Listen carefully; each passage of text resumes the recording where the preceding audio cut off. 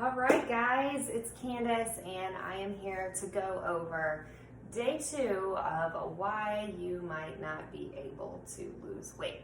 So, if you missed yesterday, or the first video rather, depending on when you're watching this, the first video was about hormonal imbalance and what you can do to help that. Today, we're just going to talk about stress. Now, stress is happening right now. It has always happened in our lives, but right now it seems more prevalent than ever, unless, I don't know who this is not this whole situation in the world is not stressing out right now. But with that said, stress is happening, and we have more time than ever to help manage that stress, or to try to control it, try to dig deep and see what really is kind of causing that, or what may have been causing before everything else that's happening, because we have more time on our hands. So stress, if you followed me for any amount of time, you know it's something that I have talked about a lot, and how important it is to help to really try to regulate that self-care, if you will, to take care of getting your stress levels down. So just a high-level approach of what stress does to your body. So when our ancestors, when we were born, whatever, our bodies are made to handle stress.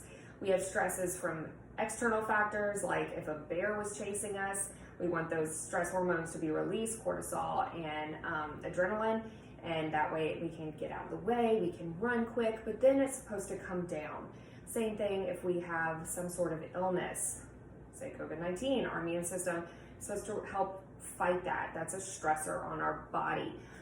Certain foods can be a stressor on our body. Then again, we can be our own stress on our body by our minds. And there's just numerous ways. Inflammation is a stress on our body. So there's numerous ways that stress can be applied to our body. Now, some stress is okay, but when it becomes overwhelming and just too much at once, that is when we start to see issues, and that's when it starts messing with our metabolism. So, for example, if you are someone who's super, super type A, you're stressed out all the time, you're always worried about this or that, then then your stomach starts getting messed up, and you're just stressed, and you have stomach ulcers or issues along that. That right there is another stress on your body, and it's caused, more than likely, a lot of those things they're proven to be caused by stress that we're putting on ourselves, or that's happening in our lives. So, I mean, you can be going through tons of things, like financial stress. I don't know how many people, personally right now, I know we're going through that, just with the markets and with jobs and everything, health.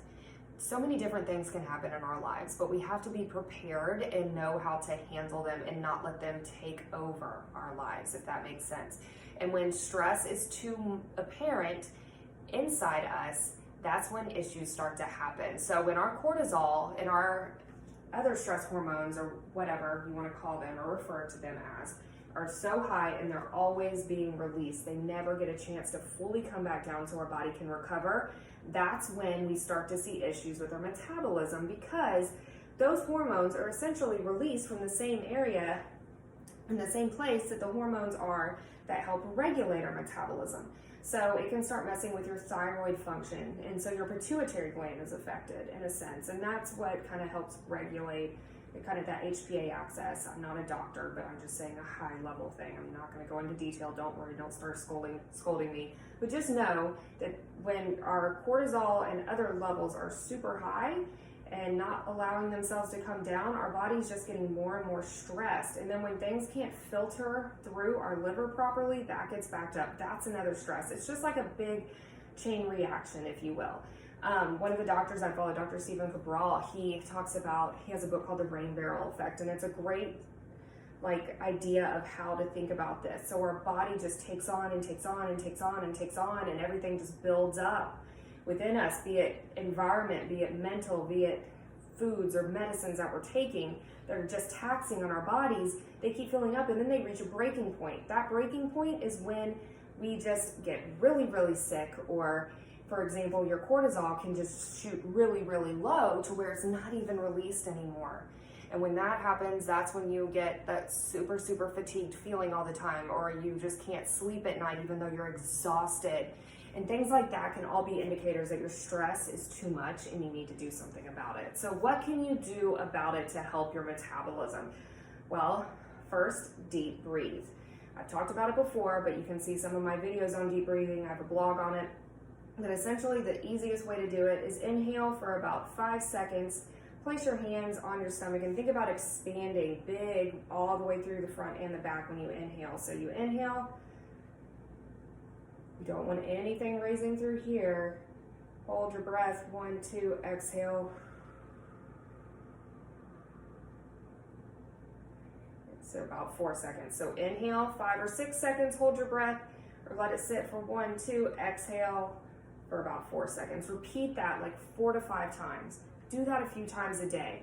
That's one way. Another way is to do yoga. Do something that makes your mind clear, that makes you feel good, but is gentle on your body. So going for a walk, yoga, stretching, anything like that is a great way to help decrease your stress. Take an Epsom salt bath. Read a book, not one that's going to make you start thinking about the economy or how much money you don't have, but something that's giving you the time to just relax. Take your dog for a walk, pet your dog, cook if that's something you like to do. Another thing that you can do is practice gratitude. Simply waking up in the morning and thinking about 5 to 10 things you're thankful for, writing them down if you want to, and then rethinking about those right before you go to sleep is a great way as well.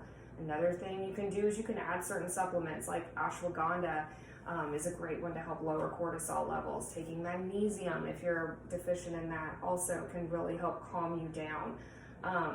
But there's just numerous ways. Exercise, of course, is super important, but we'll get to that on another day because there's certain ways to exercise that aren't going to hurt you if you're already stressed out. So gentle movement is, of course, good. Talking to a friend, anything that, in a sense, that's going to get your mind at ease, get you to relax, get those levels down.